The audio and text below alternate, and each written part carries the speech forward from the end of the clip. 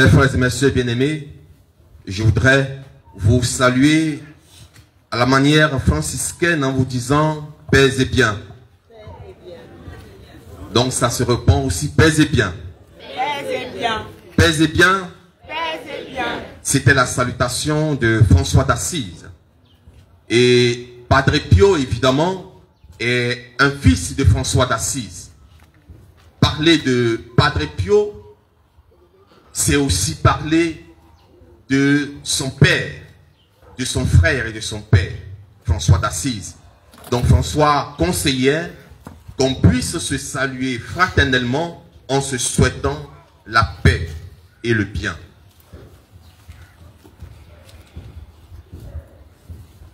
Alors frères et sœurs, il y a quelques jours, on va dire quelques semaines en arrière, j'ai été approché par une sœur qui sollicitait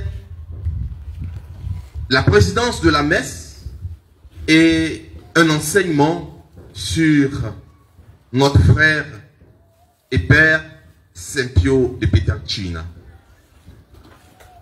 Le programme était tellement serré que finalement, on a pu trouver aujourd'hui pour cet enseignement et ce partage autour de la table de l'Eucharistie.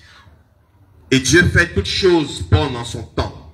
C'est justement aujourd'hui que Dieu a voulu que nous puissions nous rencontrer et partager ensemble l'Eucharistie.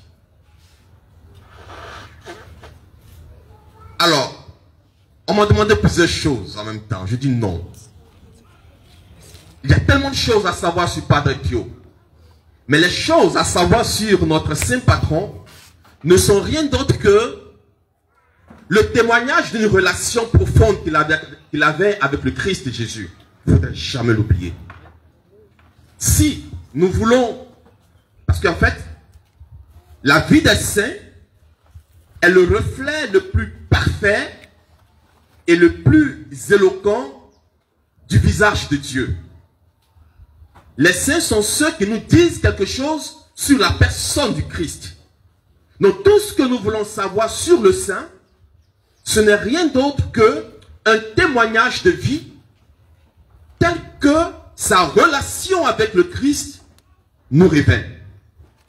Et la conséquence, c'est que nous aussi, à un moment donné, nous puissions prendre la décision de mener une vie, une relation si profonde avec le Christ pour que nos actes parlent pour nous et témoignent de Jésus-Christ pour les autres. Si nous sommes en dehors de ce principe, on serait passé à côté et ce serait dommage. Mais nous ne passerons pas à côté. Aujourd'hui, je voudrais partager avec vous ce thème. Ce n'est plus moi qui vis, c'est le Christ qui vit en moi. Padre Pio, un homme tout configuré au Christ. Lorsqu'on m'avait demandé de parler de Padre Pio, j'ai dit, la vie de cet homme est remplie de témoignages, et parfois même un peu trop. Mais je voudrais choisir un thème qui nous conduit à l'essentiel. Padre Pio, à la fin de sa vie, il pouvait dire, ce n'est plus moi qui vis, mais c'est le Christ qui vit en moi. Et il pouvait le dire parce que finalement, pendant 50 ans de sa vie, il a senti dans son corps, dans sa chair et dans son âme, les souffrances du Christ. Quand Saint Paul dit, ce n'est plus moi qui vis, et que c'est le Christ qui vit en moi, il dit, il exprime son expérience personnelle avec le Christ. Parce qu'à la fin, la volonté de Dieu, c'est que nous puissions ressembler au Christ, être un autre Christ, acte Christus, d'autres Christ. Non, dire, vous et moi, à la fin de notre vie, ou à un moment donné de notre vie, on doit pouvoir dire, ce n'est plus moi qui vis, mais c'est le Christ qui vit en moi. Et comment cela s'est manifesté dans la vie de Padre Pio? De façon concrète et visible, cette parole de Saint Paul qui dit, ce n'est plus moi qui vis, mais c'est le Christ qui vit en moi, s'est manifesté par ces stigmates. Donc aujourd'hui, ça sera une méditation des stigmates de Saint Padre Pio. Qu'est-ce que ça veut dire les stigmates que Padre Pio a reçus? Et qu'est-ce que les stigmates ont apporté à sa vie? Et qu'est-ce que ça nous dit aujourd'hui? Dans l'histoire de notre ordre, l'ordre des franciscains, il y a François d'Assise, notre fondateur, et ensuite Padre Pio qui ont reçu les stigmates. Pour comprendre les stigmates de Padre Pio, allons voir les stigmates de François d'Assise. François d'Assise, notre saint fondateur, le fondateur des franciscains, 2 ans avant sa mort, lui n'a pas reçu, n'a pas fait 50 ans comme Padre Pio, mais 2 ans. 2 ans avant sa mort, il s'est rendu sur une montagne qu'on appelle Alverne, la Verne, dans la Toscane. Il y va pour se préparer pour les différentes fêtes. Et il y va, il se met en prière avec 5 de ses frères. Et pendant qu'il priait, il a eu le désir de demander 2 choses au Seigneur. Il dit, Seigneur, fais-moi la grâce de ceci. La première grâce que François demande à Dieu, il dit, permets-moi, Seigneur, de sentir dans mon corps et dans mon âme la passion que tu as connue. Première demande. Deuxième demande, il dit, accorde-moi la grâce de l'amour qui t'a animé au point de vivre une telle passion. Suivez bien. C'est une conséquence importante sur ce qu'on va voir la suite. François exprime sa prière au Seigneur. Il n'a pas dit au Seigneur qu'il voulait avoir les biens de ce monde, qu'il voulait qu'on le voit bien, qu'il veut être sans maladie, qu'il veut avoir ceci, qu'il veut avoir cela. François prie et dit, Seigneur, accorde-moi la grâce de ta passion, de la douleur que tu as connue, mais aussi de l'amour qui t'a conduit à une telle passion. C'est alors que François va faire une expérience extraordinaire. En ce moment, il verra un personnage étrange, avec des ailes, un personnage avec une flèche, et il reçoit dans son corps, donc dans ses 2 mains, dans ses 2 pieds, et sur le côté gauche, comme si il était transpercé par ce personnage étrange. Et François va connaître une douleur énorme qu'il n'arrive même pas à décrire lui-même. La douleur que le Christ lui-même a connue. C'est ainsi que François sera marqué des stigmates du Christ. La réception donc des stigmates du Christ était l'expression pour François, l'expression de son amour infini pour Dieu et de son imitation du Christ. Il dit, je veux imiter le Christ. Vous et moi, mes frères et mes sœurs, notre rôle est d'imiter le Christ, de vivre comme le Christ. Et c'est ce sentiment d'imitation qui a marqué la vie de tous les saints, jusqu'à ce que nous arrivions à Padre Pio. Padre Pio, dans sa vie, il n'a pas exprimé expressement la prière de François, où il demande 2 choses au Seigneur. Mais sa vie elle-même, la vie de Padre Pio elle-même, était une vie toute dédiée à l'amour pour les âmes. Donc l'amour. Et il était prêt pour tous les sacrifices possibles pour exprimer cet amour. Il demande au Seigneur, je ne veux qu'une seule chose, Seigneur. Être un prêtre qui va chercher les âmes pour toi. Quand on demandait à Padre Pio, mais qui es-tu? Il dit, je suis un prêtre capucin qui prie, tout simplement. Mais dans la simplicité de sa vie et dans la recherche sans fin de rencontrer le Seigneur, il se voit configuré au Christ. Il peut dire, ce n'est plus moi qui vis, mais c'est le Christ qui vit en moi.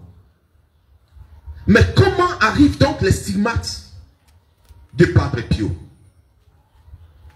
Nous étions en 1918, si je ne me trompe pas. Et en ce moment-là, Padre Pio était en train de confesser ses frères, ses jeunes frères, les jeunes garçons en formation. Ça, c'était le 5 août de l'année 1918.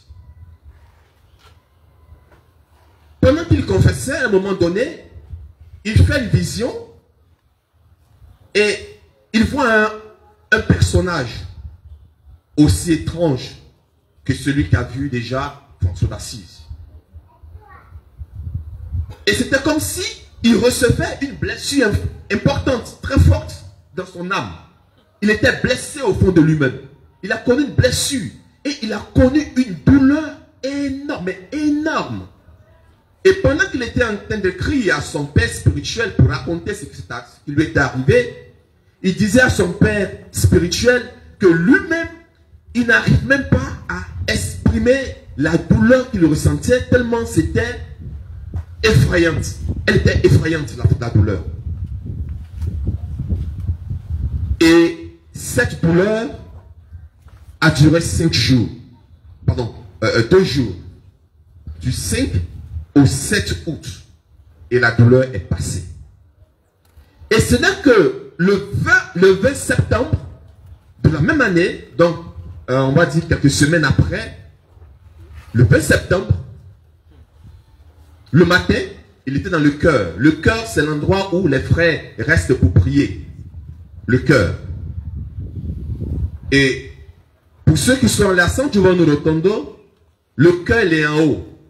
Donc, quand on est dans le chœur, l'église elle-même, elle est l'église partagée par tous les fidèles et en bas. Quand on est dans le chœur, vous voyez l'église comme ça.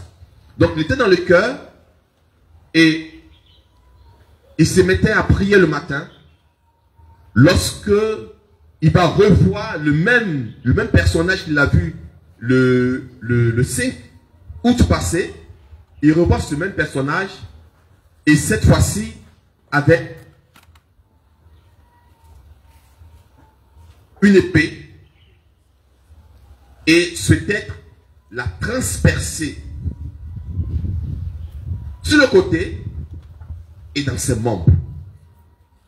C'est alors qu'il va connaître visiblement, il va voir visiblement que ses mains étaient transpercées, que ses pieds étaient transpercés, que son côté était blessé.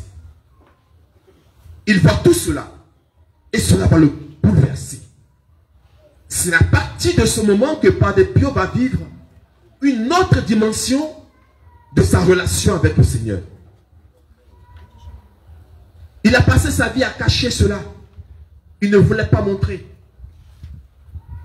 À cause de son humilité et surtout que ce qui importe pour lui, ce n'était pas sa personne, mais c'était le Christ Jésus. Il voulait être tout simplement celui qui révélait Jésus aux autres. Et je crois que c'est ce qu'il nous enseigne. Mais au-delà des stigmates de François, qu'est-ce qui est enseigné? Qu'est-ce que ça nous dit? D'abord, la configuration au Christ par la passion et par l'amour. Mes frères et mes sœurs, il n'y a pas d'amour qu'on puisse vivre profondément sans la douleur. Si quelqu'un me dit qu'il aime, qu'il vit la charité, qu'il est dévot pour l'amour de Dieu, et que lui, il ne sait pas ce qu'on appelle douleur, c'est que son amour n'est pas encore arrivé loin. C'est pourquoi je disais que dans la demande que François adresse au Seigneur, en disant qu'il demande la passion et l'amour, ce n'est pas pour rien. Il y a un grand mystère qui se cache au-dedans de cela. Mes frères et mes sœurs, si nous voulons faire un chemin d'amour pour Dieu et pour les hommes, il y a un chemin à faire. C'est le chemin de la croix, mes frères et mes sœurs. Le chemin de la croix est un chemin d'amour. Mais un chemin d'amour, un chemin libérateur. C'est un chemin d'humilité. Et commençons par l'humilité. La vraie croix, le vrai chemin d'amour, le vrai chemin de la croix est un chemin d'humilité. Toute la vie des saints a été marquée par une vie d'humilité. Si vous voulez imiter les saints dans leur miracle, imitez les saints dans leur dévotion. Mais s'il vous manque cette dimension du secret de la spiritualité qui est l'humilité, l'amour vécu dans l'humilité, la croix portée dans l'humilité, on serait en train de perdre le temps. On serait en train de perdre le temps. Car le plus important, ce n'est pas le miracle que le Seigneur manifestait dans la personne de Padre Pio pour édifier les autres. Le plus important, c'était son témoignage de vie. Un homme tout dédié à l'amour de Dieu, à travers l'humilité de vie. Et pour vivre l'humilité, il faut du courage. L'humilité est une réponse à l'appel de Dieu qui m'invite à m'accueillir, à l'accueillir tel que je suis. C'est-à-dire, Dieu t'appelle à t'accueillir tel que tu es, avec tes zones d'ombre et tes zones de lumière. Les saints, c'est avant tout des pécheurs, mais des pécheurs convertis. Des pécheurs qui se convertissent. Si tu n'accueilles pas ce que tu es tel que tu es, tu n'accueilles pas ce que tu es dans la vérité de ton être, tu ne peux jamais croître spirituellement. Les grands saints sont ceux qui savent dire, je confesse à Dieu Tout-Puissant, que je reconnais que j'ai péché, que je suis pécheur. François d'Assise pleurait ses péchés chaque jour. C'est un grand saint. Pourquoi? Parce qu'il est humble. Il reconnaît sa condition devant Dieu. Au cœur de la foi chrétienne, il y a donc le mystère du choix de Dieu de devenir le de nous. Pourquoi nous devons être humbles? C'est parce que tout simplement Jésus lui-même, il s'est fait humble à travers l'incarnation. Jésus, avant de faire tous ces miracles, avant de guérir, de libérer, qu'est-ce qu'il a fait? Dieu qu'il était, il ne retient pas le rang que les galettes à Dieu. Mais il s'est anéanti. Il a pris la condition de serviteur. Il s'est fait homme. Il a habité parmi nous. Ça s'appelle incarnation. Il a pris la chair. Il a pris notre chair. Il a habité parmi nous. C'est un acte d'humilité. Et l'humilité précède la croix. Et la croix précède la gloire. C'est un chemin à faire, mes frères et mes sœurs. Et ce saint que nous sommes en train de célébrer, ce saint dont nous voulons que la vie nous enseigne à faire ce chemin d'humilité, ce chemin de foi, ce chemin d'incarnation. Mes frères et mes sœurs,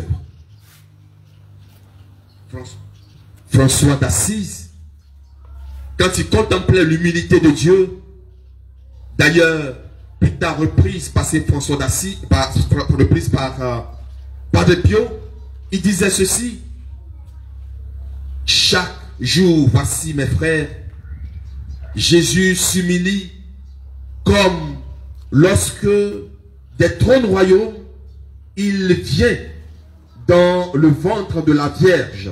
Chaque jour, il vient lui-même et à nous sous une humble apparence. Chaque jour, il descend du sein du Père sur l'autel dans les mains du prêtre. Remarquez ici, mes frères et mes sœurs, le mouvement d'humiliation choisi par Dieu. Dieu se fait homme, mais il finit pas de descendre. Il finit pas de descendre lorsque chaque jour dans la célébration eucharistique, il descend dans les saintes hosties. Venir vers nous, il vient vers nous, il descend vers nous. Et ailleurs, François dira, regardez l'humilité de Dieu. Regardez l'humilité de Dieu et faites l'hommage de vos vies. Oui, l'humilité de Dieu. Donc, la croix, la configuration au Christ, si nous voulons être configurés au Christ, et finalement dire, ce n'est plus moi qui vis, que c'est le Christ qui vit en moi, il y a un chemin. C'est le chemin de l'humilité. Le chemin de l'humilité. Deuxième aspect de la croix, souvenez-vous, pour ne pas perdre le fil, quand je parle des stigmates de François, ce n'est rien d'autre que la vie de la croix, le mystère de la croix qu'il a vécu. Et le mystère de la croix a un chemin. C'est le chemin de l'humilité. Deuxièmement, le chemin de la miséricorde. Premier chemin, le chemin de l'humilité. Deuxième chemin, le chemin de la miséricorde. La miséricorde, mes frères et mes sœurs, est une école de souffrance et de purification. La miséricorde. La miséricorde, c'est sentir dans son cœur la misère des autres. Et notre Saint Padre Pio ne pouvait pas résister devant la misère des hommes. C'est pourquoi il dit que son travail, c'est de ramener des hommes à Jésus. Si tu n'as pas un cœur de miséricorde, tu ne vas pas te battre pour les âmes. Parce que le premier aspect de la miséricorde, ce n'est pas d'abord distribuer les choses aux pauvres. Ce n'est pas d'abord accueillir les gens. Ce n'est pas d'abord faire les œuvres de bienfaisance. Les ONG le font très bien et mieux que nous. Les organisations internationales le font très bien. Le premier aspect de la miséricorde, c'est sentir la douleur de l'autre dans son cœur. Et lorsqu'on sent la douleur de l'autre dans son cœur, on veut gagner l'âme de cette personne à Jésus. On ne peut pas se taire devant la misère du péché que vit mon frère, que vit ma soeur. Parler, ce n'est pas condamner. Mais comment par ma vie, par mon témoignage de vie, par la vérité de ce que je suis appelé à être, témoigner de l'amour de Dieu pour mon frère. Premier aspect de la miséricorde. Et Padre Pio, sa miséricorde, c'était ça. Pio n'allait pas distribuer la nourriture aux gens. Il n'est jamais sorti, presque jamais sorti de Pietrelcina, pardon, de San Giovanni Rotondo. Peut-être quelquefois pour des causes de maladie. Il était dans son couvent. Mais il exprimait sa miséricorde comment? À travers la confession. À travers la confession. Donc, premier aspect de la miséricorde, sentir la douleur de l'autre, enlever l'autre dans le péché à travers le témoignage de vie. Et notre Saint exprimait sa miséricorde à travers le ministère de la confession. Deux aspects à ce niveau. Je voudrais savoir combien de temps j'ai parce que nous sommes dans la messe. Donc je suis obligé de ne pas aller trop loin. Et après la messe, après la célébration de la messe, je me livrerai à vos questions.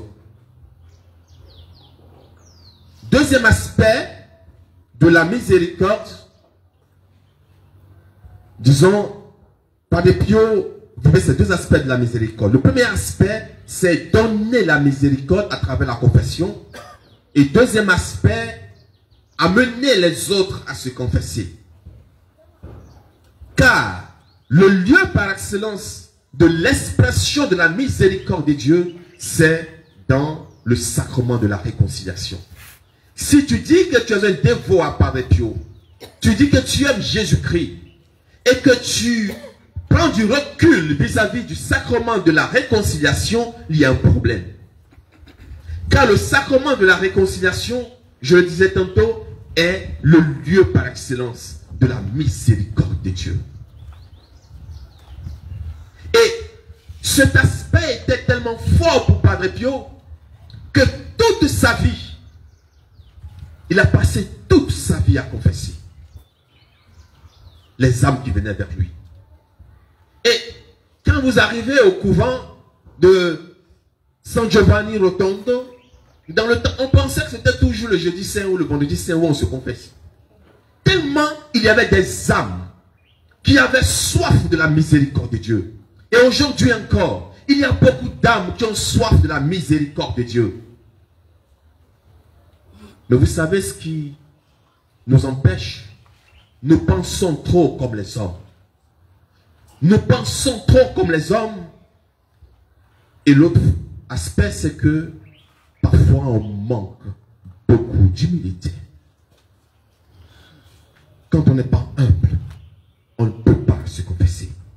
Et le Père Pio, dans son cœur et dans son âme, souffrait du fait que beaucoup d'âmes se perdaient parce que n'avaient pas confiance en la miséricorde de Dieu.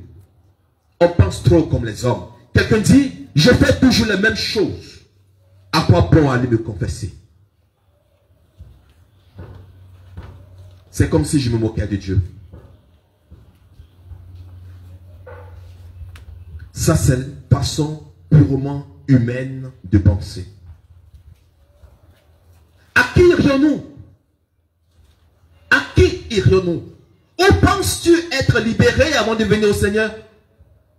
De qui attends-tu ta libération? De qui attends-tu ta sainteté? Nous tenons notre sainteté de Dieu.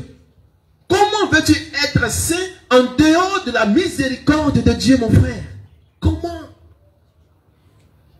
Il dit, autant de fois tu pèches, je te donnerai ma miséricorde. Parce que c'est seulement lorsque nous allons bénéficier de la grâce du sacrement, de la grâce sacramentelle, qu'on sera libéré du péché. Mais sur quoi tu comptes pour te libérer de tes péchés, mes frères? Padre Pio dit, mais viens te confesser. Et on est tellement rempli de notre orgueil, on a tellement peur de se dévoiler, on est tellement rempli on est pas suffisant, que lorsqu'on arrive au trône de la miséricorde de Dieu, on caresse nos péchés, on camoufle nos péchés. Et notre Père Saint Pio dit, écoute mon frère, voici un péché que tu n'as pas dit. Vous savez, c'est comme ça que le Seigneur nous parle de temps en temps lorsque nous allons et que nous ne disons pas tout. Padre Pio est un homme de la miséricorde et nous invite à la miséricorde. Et cette miséricorde se tend jusqu'aux âmes du purgatoire. Et c'est là que je vais m'arrêter. Jusqu'aux âmes du purgatoire. Il y avait un père, le père Machano Moro, que j'ai connu. Lui, il était un jeune séminariste. Jeune prêtre, jeune séminariste en formation, donc, mais capucin. Parce que dans le temps, de l'autre côté, il y avait les séminaires, mais les séminaires n'étaient pas forcément les séminaires diocésains. Quand on parle de séminaire, donc les religieux étaient tellement nombreux qu'ils avaient aussi leur séminaire. Donc les maisons de formation étaient appelées séminaires. Donc, ce père, c'était un frère séminariste qui venait donner des services très souvent à à San Giovanni Rotondo. Et c'est lui qui racontait cela. Il a mis cela dans son livre, il a écrit un livre où il a mentionné cet épisode-là, des âmes du purgatoire. Mais j'ai eu le temps d'échanger avec lui. Il m'a raconté beaucoup de choses. Et parmi ces choses, il a soulevé un aspect de l'importance, c'est-à-dire de ce que les âmes du purgatoire coûtent cher pour Padre Pio. Et je crois aussi doivent coûter cher pour chacun d'entre nous. Il fut un soir où il avait un peu froid et donc il avait demandé de descendre. Dans le bas du couvent, il y a un endroit où on se réchauffe. Pendant l'hiver, mais le feu de bois. Et Padre Pio, il descend là et il se rend compte qu'il y a 4 frères qui étaient autour du feu avec la capuche sur la tête. Le capuchon. Et il leur dit, loué soit Jésus. C'est un peu une salutation comme ça. Loué soit Jésus. Maintenant et à jamais. Donc loué soit Jésus et puis bon. Personne ne répond. Il répète et personne ne répond. Et alors le saint se rend compte que c'était des frères qui étaient au purgatoire. Et rapidement, il monte l'escalier, il va voir le gardien de la maison. Le gardien chez nous, c'est le supérieur de la maison. On appelle le gardien. Il va voir le gardien de la maison, il lui dit, suis-moi parce que là, il y a des frères qui ne sont pas encore allés au paradis, qui sont purgatoires. Quand il descend, ils descendent les deux, il se rend compte que tous les frères, les 4 frères qui étaient là, sont partis. Alors, Padre Pio il dit, le purgatoire, ce n'est pas forcément un lieu quelque part où on souffre et tout ça. Il est dans la conviction que le purgatoire, c'est achever là où tu étais ce que tu ne faisais pas bien. Mais tu peux comprendre? C'est achever là où tu es ce que tu ne faisais pas bien. Parce que la même chose s'est produite pour un jeune novice qui était chargé de la sacristie. Ce jeune est décédé. Et Padre Pio rencontre ce jeune dans la sacristie. Il lui dit, mais tu fais quoi ici? Alors lui, il a dû répondre à Padre Pio. Ben, je ne suis pas encore monté. Padre Pio se retire et donc prie pour lui, lui dit les messes. Et quelque temps après, Padre Pio le croise à niveau dans la sacristie, tout rayonnant, en lui disant que maintenant tout est accompli.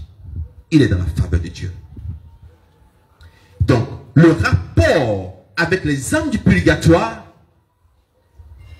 que Padre Pio avait était une expression de sa miséricorde. C'est pourquoi il avait une dévotion particulière pour ce 2 août où nous célébrons Sainte Marie des Anges. Sainte Marie des Anges. Quelqu'un a déjà entendu parler de Sainte Marie des Anges? Sainte Marie des Anges est une dévotion, est un jour tout dédié à la très sainte Vierge Marie à qui on fait dévotion à la Portioncule. La Portioncule, c'est cette petite église à Assise où François d'Assise a commencé son ministère, sa vie fraternelle avec ses frères. Et il avait reçu un songe là-bas où la très sainte Vierge Marie lui disait, non, pas la très sainte Vierge Marie, il a fait une vision où il voit le Seigneur Jésus qui lui dit, en ce lieu, demande-moi ce que tu veux et je te donne cela. Déjà, il faut reconnaître que c'est un lieu où il y avait beaucoup d'apparitions déjà, de la Vierge, des anges, et ainsi de suite. Et il fait cette vision et le Christ lui dit, demande-moi ce que tu veux. Et François dit, tout ce que je veux, c'est de sauver mes frères. Tous ceux qui viendront en ce lieu pour prier, qu'ils retrouvent le salut et le pardon de leurs péchés. Il n'a pas demandé autre chose. Et qu'ils aient l'indulgence plénière. L'indulgence plénière, c'est le pardon total de tes péchés et des conséquences de ces péchés. Et François d'Assise obtient cela. Et le Seigneur lui dit, oui, tu as obtenu cela, mais il faut que tu en parles à l'église, au pape. Il faut que le pape lui-même atteste de ce que je dis avant que cela ne soit une réalité. Ça s'appelle obéissance. François est entré dans l'obéissance et le Seigneur qui a voulu ça a inspiré le pape. Et là, à Sainte-Marie des Anges, c'est dans la vallée d'Assise, donc Assise est en haut, donc en bas Sainte-Marie des Anges, c'est là.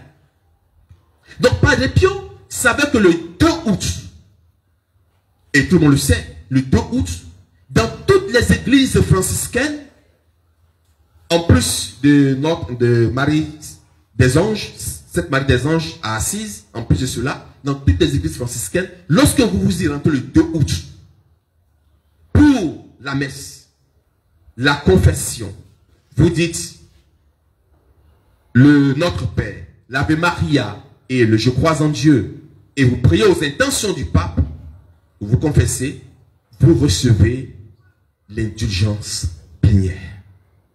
Et il demandait à ses frères, Padre Pio demandait à ses frères de prendre au sérieux ce jour, de manière que lorsque vous priez, vous ne priez pas seulement pour vous-même, pour avoir l'indulgence pour vous-même, mais aussi pour vos frères. Donc, le mystère de la croix, vécu par Padre Pio, a ses conséquences. Il n'a pas juste reçu les stigmates pour les recevoir, mais pour vivre l'expérience de la croix à travers l'humilité, la miséricorde et une charité débordante pour les uns. Mes frères et mes sœurs, nous allons nous arrêter là. Et puis, après la messe, je vais me rendre disponible pour la suite. Je vais terminer après la messe et m'ouvrir à vos différentes questions. Que Dieu vous bénisse. Amen. Amen.